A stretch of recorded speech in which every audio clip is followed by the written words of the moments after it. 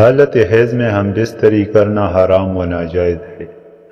اگر میاں بیوی کی رضامندی سے ایک گناہ ہوا ہے تو دونوں گناہگار ہوئے، دونوں توبہ کرے اور بہتر یہ ہے کہ اس کے بعد کچھ صدقہ کرے تاکہ نیکی سے گناہ دھل جائے۔ استطاعت ہو تو 1 دینار یعنی 4.34 گرام سونے کا سکہ یا آدھا دینار یا اس کی قیمت صدقہ کرے۔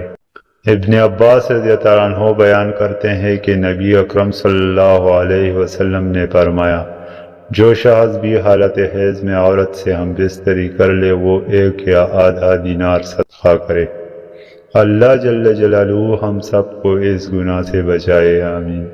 چینل پر نئے ہو تو چینل کو سبسکرائب ضرور کریں۔ شکریہ۔